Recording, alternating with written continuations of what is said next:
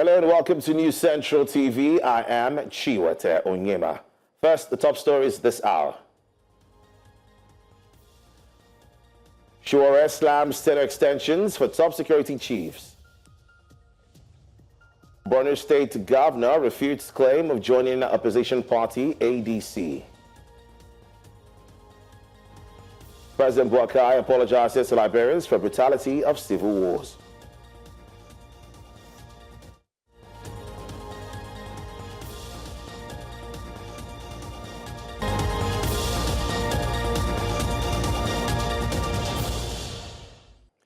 We begin with governance-related stories. Human rights activist and former presidential candidate Omoyele Sowore is calling out the federal government over what he describes as the legal extension of service for 3 top security officials.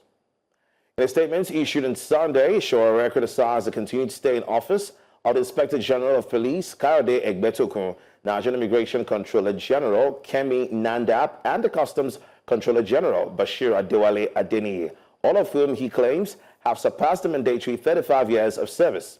Sowore said the extension violates civil service regulations and amounts to a slap at national integrity and a disregard for institutional norms.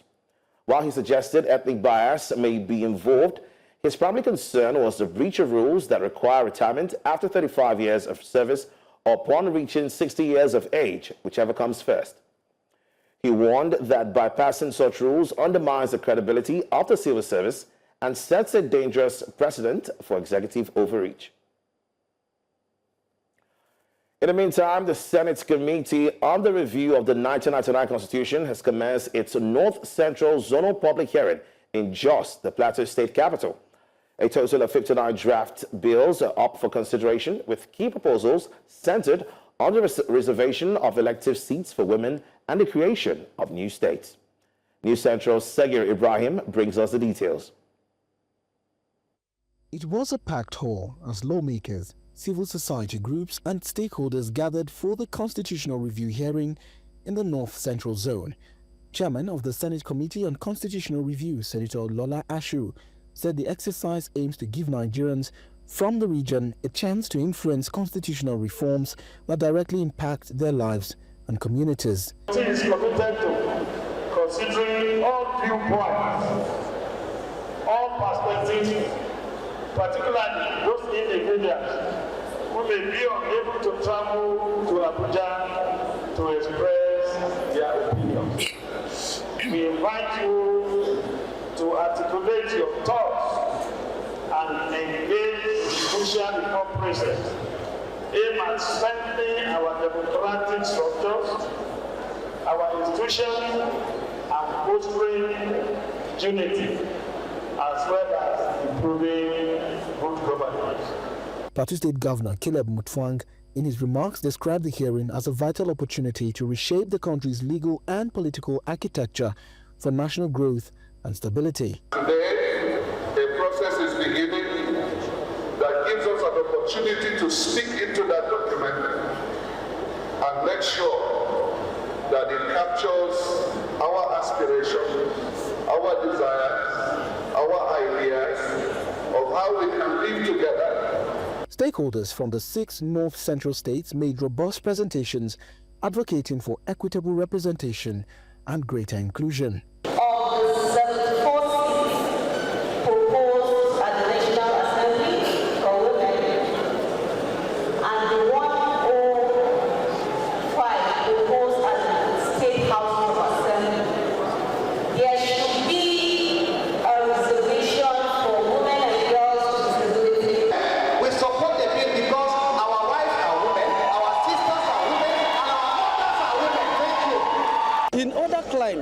Especially in advanced countries, the issue of state police is not negotiable. With such spirited engagement, stakeholders say the public hearing could pave the way for constitutional amendments that strengthen peace, federalism, and inclusive governance in Nigeria.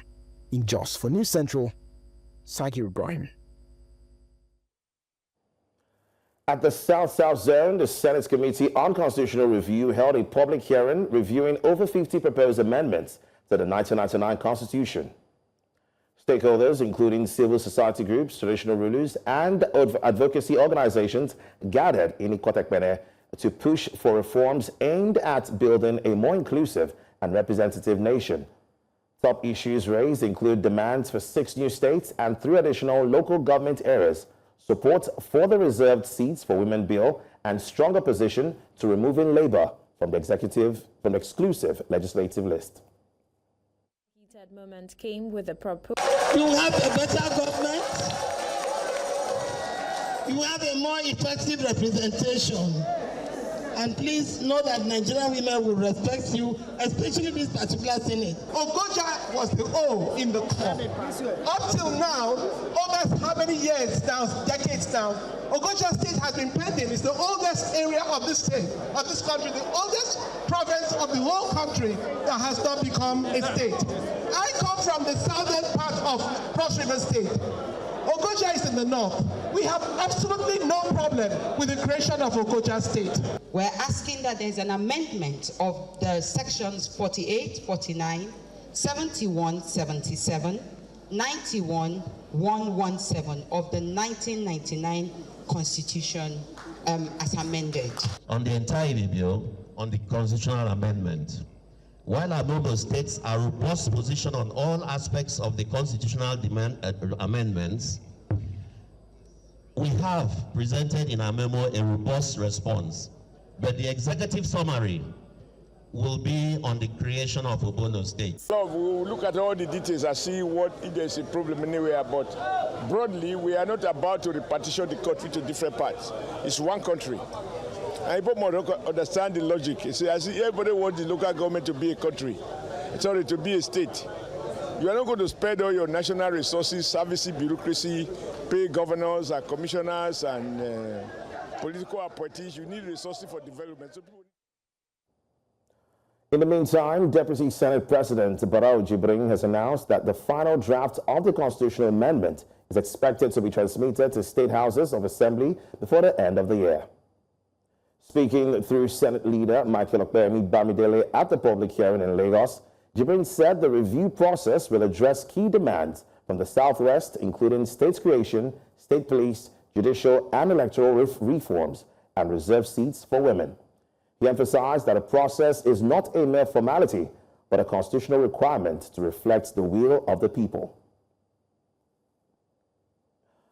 Let's now turn our attention to political-related matters. Borno State Governor Babagana Zulum has firmly denied reports claiming he plans to defect from the ruling All Progressives Congress to the African Democratic Congress, along with 5 other governors. In a statement released by his spokesperson, Dauda Iliya, Governor Zulum described the rumors as unfounded fabrications spread by what he called unscrupulous elements seeking relevance. He reaffirmed his commitments to the APC and urged the public to disregard what he called cheap politics. Governor Zulum emphasized that his administration remains focused on a critical task of rebuilding and developing Borno State, and he called on media outlets and the public to verify news through credible official sources and not rumor and disinformation. I'm now joined by a senior lawyer and former chairman of the Nigerian Bar Association Ikeja branch. David joins me virtually, of course, to share his thoughts on the recent developments in the nation's political landscape. You're welcome, David. Thank you for joining us. My pleasure. Well, let's begin with, of course, the emergence of the third political force recently launched under the platform of the ADC. What do you make of Peter Obi joining this coalition, knowing what he stood for in terms of integrity, simplicity, and transparency? You know, a set of values that are ratified among the political elites in our country.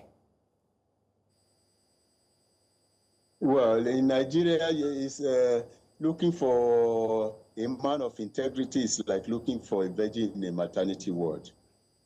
So until a man gets to an office, you can't really vouch for the integrity. And every politician, especially in Africa, is seeking power at all costs, even if he has to dine with the devil. So I believe that ADC is just another group of people, like we had APC, with breakaway people from APP, PDP in those days. This is another set of people that are seeking power. I don't really see anything new about it, especially the main political figures in the ADC.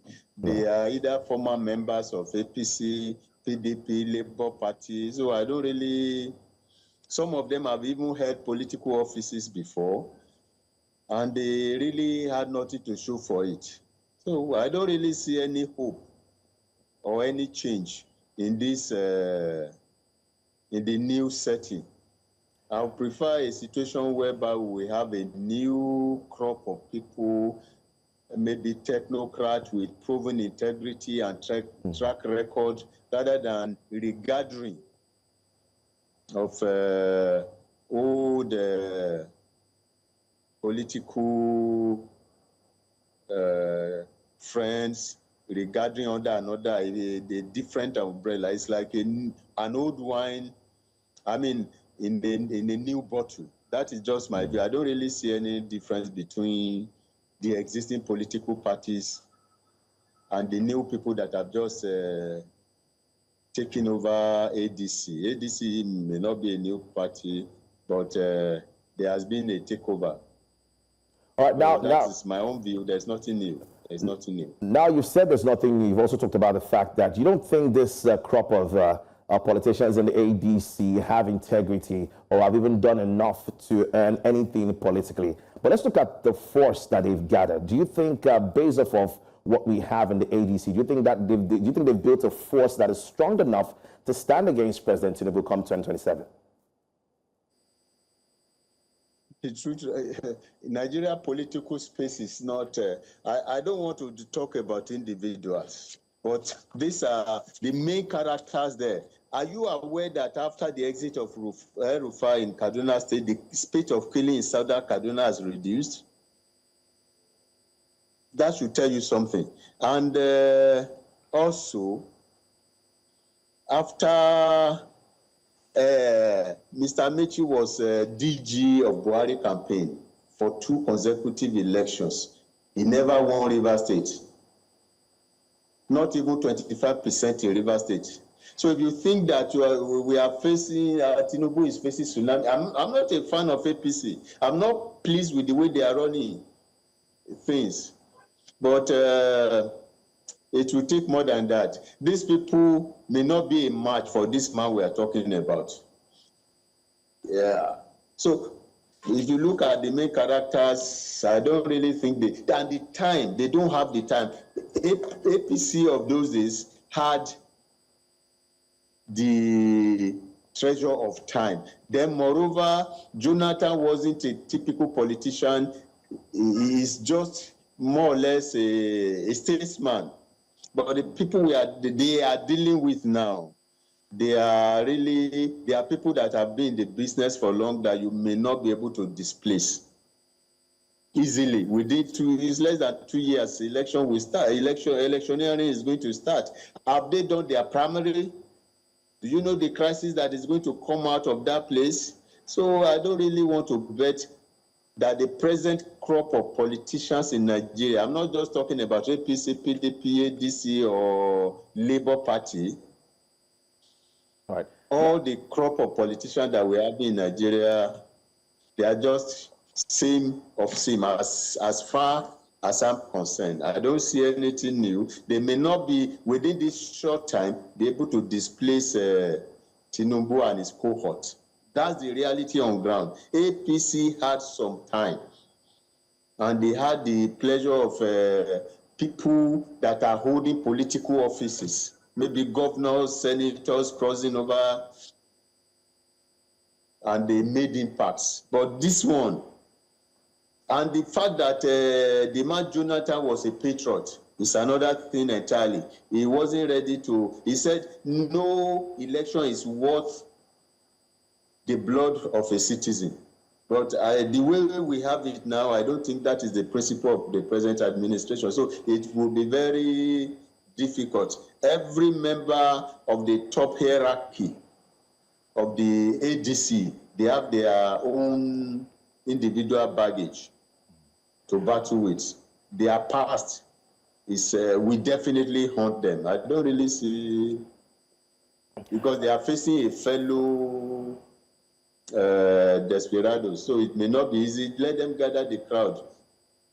I wish this government could be displaced, but realistically, I don't really see that happening in the next election. It will take more than ADC to displace this administration. David, isn't this situation similar to what happened in 2013, 2014, in terms of the fact that, as at that time, it looked as though PDP was, unreplaceable, or irreplaceable rather, in terms of the fact that we're already gearing towards 16 years, and a lot of people spoke about, the APC coming together. A lot of people didn't really see them as a force, but today the story has changed. They are the ruling party. Do you think this might be the case for the ADC as well?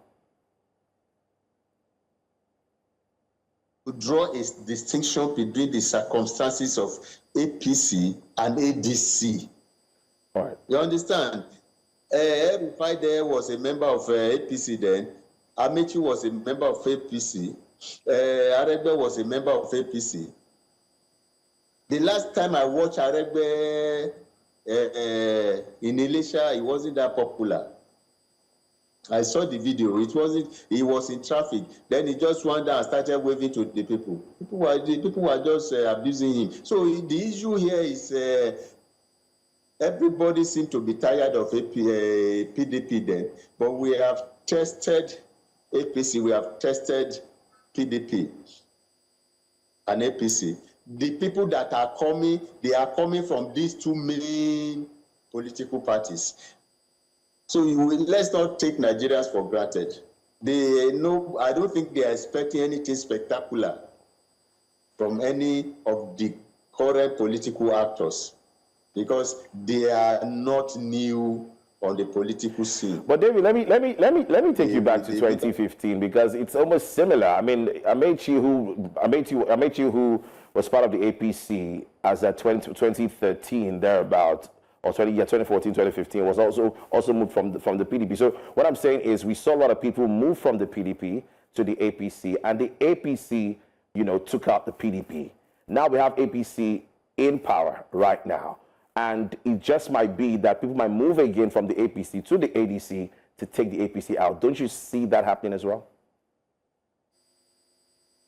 The scenario is different. The people that are going to APC are former governors. The people that moved to APC were serving governors with influence in their jurisdictions. Serving senators. We have the form new PDP. Yes.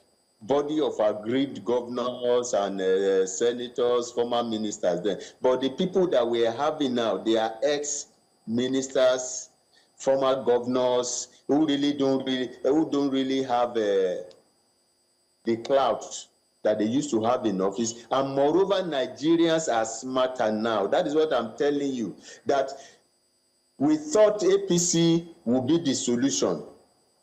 Now they know better that APC is not the solution. So they will not take a breakaway of PDP combined with breakaway from PDP, or let me put it like this, a breakaway of factional members of APC and PDP coming together under a new umbrella and treat them as people just sent from heaven. Like me, I have made up my mind that I may not vote again. So a lot of people are fed up. So it will be difficult to market election. The voters' apathy will be higher than what we are having now. That is a problem. I campaigned for Buhari in those days. I went around the southwest and some part of north central Abuja. I now know better that these people may not be the angels that we're expecting. We've seen them in action before. So they are big people. I acknowledge that. You have two-term minister, two-term governor, two-term speaker. Somebody has been in power all his life, either a speaker or governor or minister. That does not win people. His state, he cannot control a local government in his state. So we are talking about electoral value. I don't see anything. Somebody that will confront this experience, to take that the circumstances of APC and ADC can be clearly distinguished. APC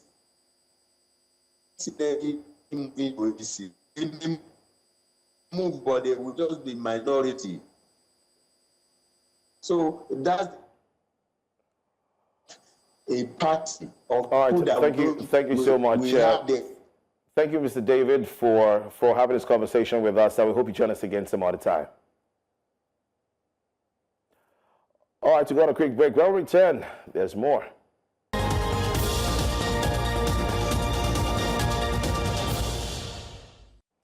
Many thanks for staying with us. Now, with the 2027 general elections in sight, political momentum is building within the All Progressives Congress, the APC. Leaders of the party in the South-South region have thrown their full weight behind President Bola Tinubu, endorsing him as the party's sole presidential candidate.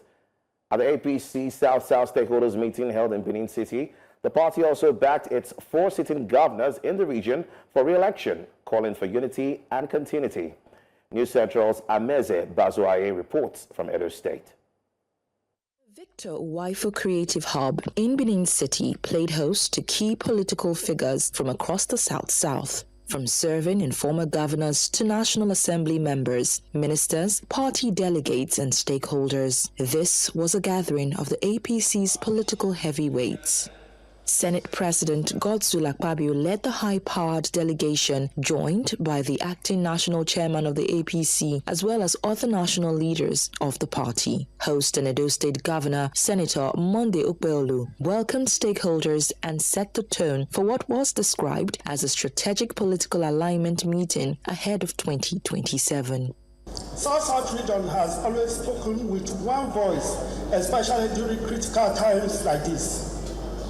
This meeting is a loud reminder that the time is right and we must start talking to ourselves.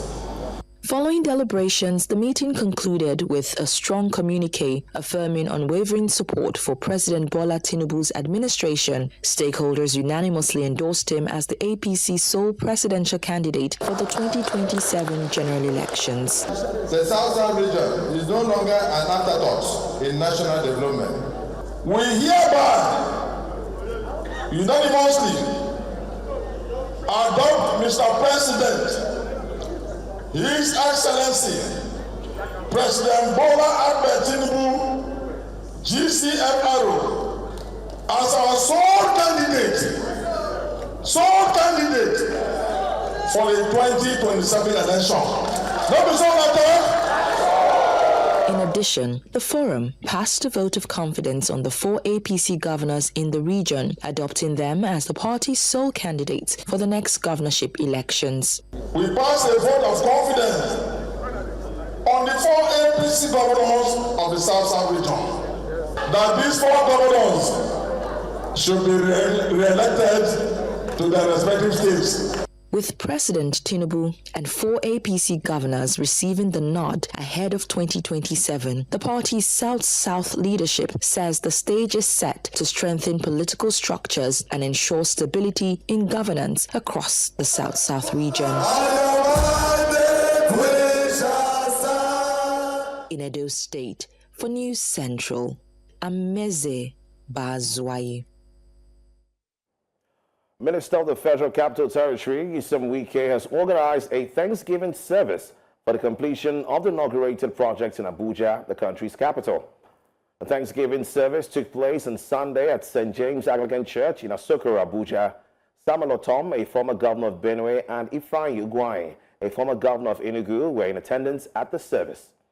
In May, the FCT minister announced a 19-day project inauguration exercise, which commenced on June 10, to commemorate the 2nd anniversary of President Bola Tinubu's administration.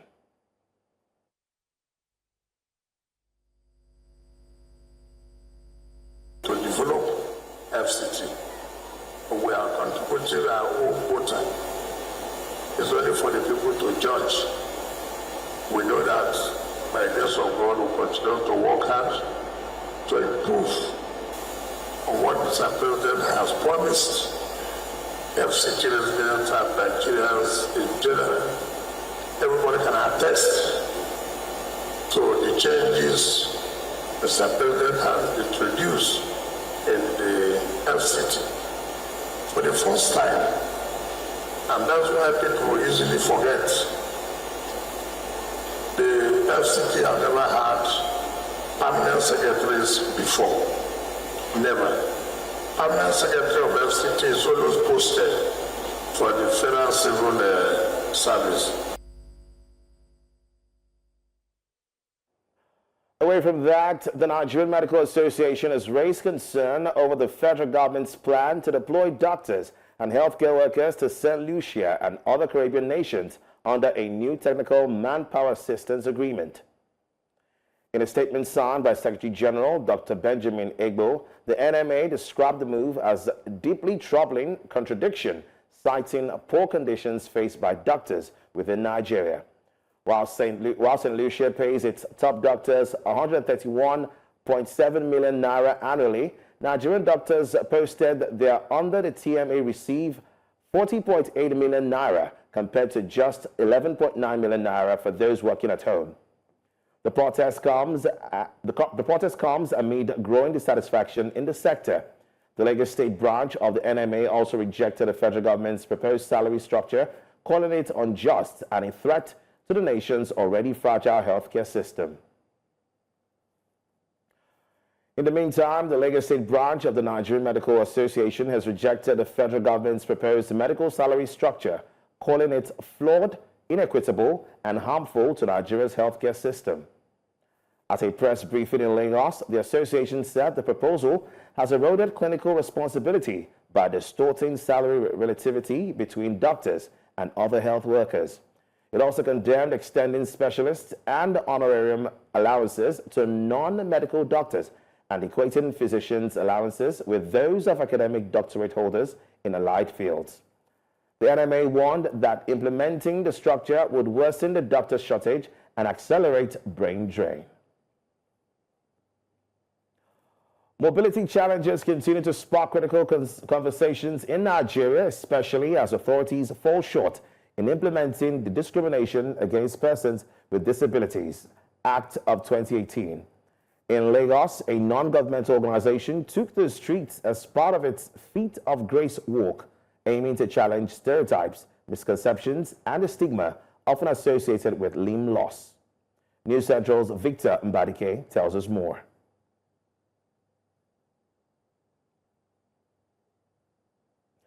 All right, we'll bring that back in subsequent bulletins. But coming up, armed gang attacks Kenya Rights Commission press conference. We'll tell you more after the break. Join us again.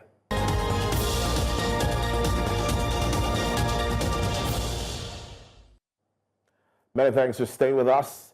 In Liberia, President Joseph Boakai has formally apologized to the nation for the atrocities and trauma caused by the country's two brutal civil wars. Speaking at a national reconciliation ceremony in Monrovia on Saturday, President Boakai acknowledged the deep pain and suffering endured by Liberians between 1989 and 2003, a period that claimed an estimated 250,000 lives. The wars were marked by widespread massacres, mutilation, rape, and the use of child soldiers, leaving lasting scars on the nation.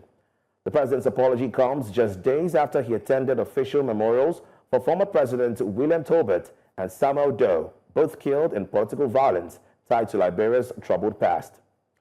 The ceremonies form part of an ongoing national effort to confront and heal from decades of division and conflict. In Gabon, President Brice Oligui Nguema, who came to power following a 2023 coup that ended over 5 decades of Bongo family rule, has launched a new political party. The newly formed Democratic Union of Builders, UDB, was unveiled on Saturday during a major congress attended by thousands, including key figures from the previous Bongo administration. In a statement, the party said it aims to rebuild the Gabonese social contract following what it called a brilliant presidential victory. President Nguema, a former general, ousted Ali Bongo in August 2023 and went on to win the April 2024 presidential election with nearly 95% of the vote. International observers reported no major irregularities. The UDP now emerges as a rival to the long-dominant Gabonese Democratic Party, or PDG, which was led by the Bongo dynasty for more than 50 years. An armed gang attacked the headquarters of the Kenyan Human Rights Commission on Sunday as it hosted a press conference calling for an end to state violence. The press conference was being held ahead of Monday's Saba Saba Day, an annual commemoration of pro-democracy protests in the 90s. The Women's Collective Kenya, a grassroots rights movement, had helped organize the press conference to call for an immediate end to arbitrary arrests, enforced disappearance, and extrajudicial killings of the children for taking to the streets. But the meeting had yet to start when the gang of around 20 people attacked, some armed with sticks, forcing many to flee for safety.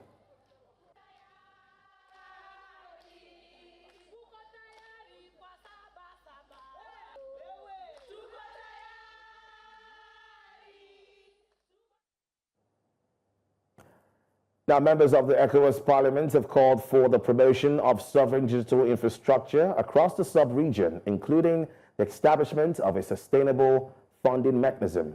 This formed part of the recommendations by regional lawmakers following a 5-day session held in Dakar, Senegal, to review the state of digital education across the sub-region, including the challenges affecting the adoption of artificial intelligence in education. Idong Joseph compiled this report. It was the end of a 5-day session by members of the ECOWAS Parliament in Dakar, Senegal. The session concluded with discussions bordering on digital education, the adoption of artificial intelligence in education, and challenges mitigating the effective application of technology in education across the region.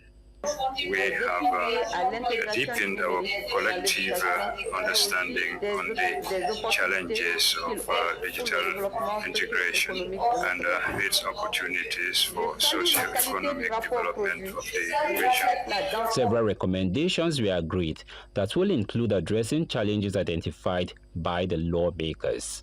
Some of them include: we call for the elaboration of a community act controlling AI in order to guarantee ethical, inclusive inclusion of digital technology which expresses our common values. Key recommendations include promoting sovereign digital infrastructures, establishing a 10-year program for a regional digital strategy, and systematically integrating media and digital literacy into promote the development of digital education plans at national level with clear targets and sustainable funding mechanisms. Some lawmakers in attendance also gave their advice on directions needed for the sub-region to take. Some countries have already allotted sizable budgets to their education sector, but others have not. We have to find a kind of recommendation that forces them to invest more into education. If one country goes up and the other one stays down, it becomes a problem. If we can harmonize, we believe our relationship will grow stronger, our security will be stronger. Also, our interaction will be much better, our marketing will be okay, our agricultural product will be better, our transferring of funds will be very well. The committee says that its key recommendations will be presented to the Parliament during its upcoming ordinary session, a move expected to galvanize effective action. The United Nations is calling for an independent investigation into the death of a prominent Libyan activist who died shortly after being detained by security forces. Abdelmonem al-Marini, a vocal critic of the Libyan government, was reportedly arrested by the Internal Security Agency in the city of Sorman on June 30 and transferred to the Attorney General's office on the 3rd of July. According to prosecutors, Marimi died after throwing himself down a stairwell. He succumbed to his injuries Friday night at a clinic in Tripoli. The UN support mission in Libya says the circumstances surrounding his death remain unclear and is urging authorities to launch a transparent and independent probe, including into allegations of torture and arbitrary detention. Marimi was known for leading protests against Prime Minister Abdul Hamid Dbeibah and calling for political change. So far, Libyan officials have made no further public comment on his death. Still ahead, tens of thousands rally in Israel as truce negotiations resume. Details of this after the break. Join us again.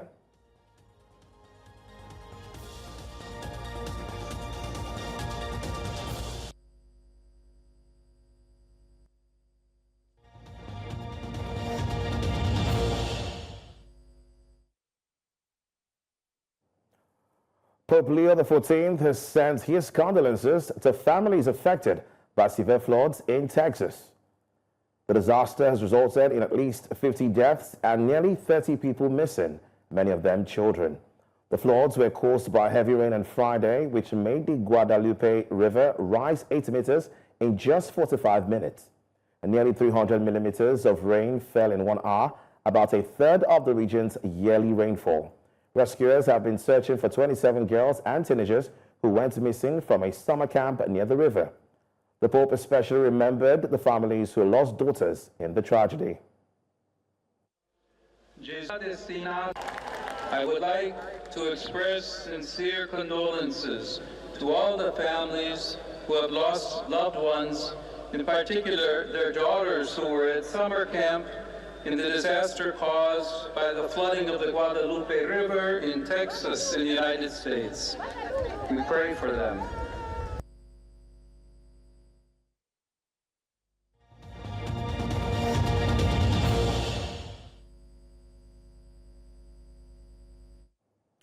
And now in business, the saving culture in Nigeria is both old and new, grounded in tradition and further enriched with innovation. As more Nigerians embrace financial planning, one thing is clear, and that's the fact that saving is more than just a habit or a discipline. It needs to be a way of life. However, certain factors have impeded Nigerians' ability to save regularly. News Central's business correspondent, Chamunda Beng, explores this to know if Nigerians are saving in these difficult times and what their preferred methods are. The economic hardship and reduced purchasing power facing many Nigerians has pushed savings to the background, turning it from a key financial habit into a lesser priority. Nonetheless, it remains widely acknowledged as vital for ensuring basic survival and long-term stability. It's very, very important because there are some certain things will happen to you. You find out that your little savings can save you out of that moment. I don't prefer a job. I prefer saving money to my own account. For me, saving is really important, especially when you want to actually see the outcome of what you're working on. What I've done so far is just to save in my account, and then I know that, okay, there won't be any issues. It's just maybe a bank issue. I could cultivate crops. You harvest finish, you shop all on the finish. One hungry go begin big time, you not go see where you go fall in hand, you put in hand. And they do spend and save. If I withdraw any money, the app go save for me. But sometimes I can't find out, say, I go withdraw the money to use. So I get away, I fit to fix the money. Any money I save now, I fit target and say 6 months time or 1 year I'll collect them so that I not go fall victim of to go withdraw the one I don't save. In Nigeria, the culture of saving has traditionally thrived on communal trust. Systems like Ajo among the Yoruba and Esusu within Igbo communities represent informal savings groups where members make regular contributions. These grassroots financial networks have long served as lifelines for funding small businesses, covering education expenses, organizing weddings, and managing unexpected medical costs. Ajo participant Lukman Abdul shared that the scheme has enabled him to meet several of his financial needs. I think if a lot of people would take advantage of it, it is going to do well for them. So, for example, I use it to pay school fees. I use it to the kids' school fees. I use it to pay my house rent, and I also use it to change my car tires. Funny enough, before I started, I was not very disciplined with money, honestly. But so because you have obligation to meet, you have to keep to your word. You don't want to disappoint people that you're in the same group with, and also somehow it has really, really helped me be more disciplined with money. The rise of digital savings platforms shows a major shift. It's not just about access to banking, but improving financial literacy and long-term planning. Despite this progress, challenges still remain. I think that Nigeria struggles with savings, and it's not for a lack of will or lack of want. I just think it's difficult to talk about savings when you're in a country that your bank gives you a savings rate of 5 to 8%, and then you have an inflation rate of 20%. You also have low income, low wage growth. So there's more work that needs to be done on the structural side to actually encourage Nigerians to save. You save for emergencies and you invest for the future. So what I like to do is I like to use investments as a tool to beat inflation, right? So you save for emergencies, so you save for your rent, your school fees, your emergency fund. And you invest for tomorrow to beat inflation, because right now there's no way that the structure that we have will allow you to save to beat inflation. So you have to look at things like the equity markets or mutual funds that give rates higher than inflation to beat this inflation. In the face of rising living costs and economic uncertainty, one thing has become clear. Financial resilience isn't just a luxury, it's a necessity. In Nigeria, where the value of money seems to stretch thinner by the day, saving and smart investing are no longer optional, they're survival tools. In Lagos for News Central, I am Chamun Dabeng.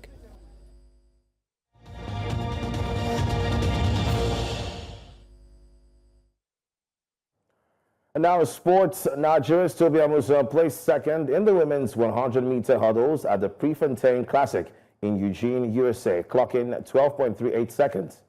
The world record holder was edged out by Jamaica's Akera Nugget, who won with 12.32 seconds, while American Kendra Harrison came third in 12.50 seconds. Amusa's strong performance comes as a timely boost with the 20th World Championships in Tokyo just 2 months away. The 2022 champion, who set a world record of 12.12 seconds at the same Eugene venue, continues to assert her readiness to reclaim a title on the global stage later this September.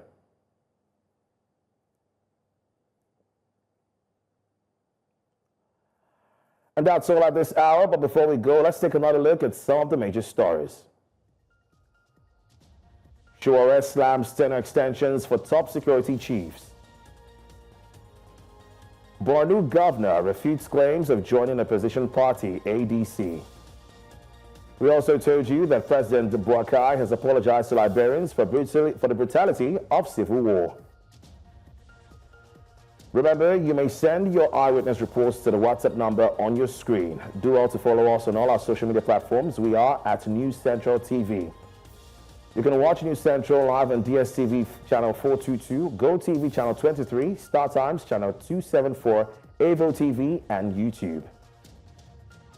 Many thanks for watching. I am Chiwete Nguema.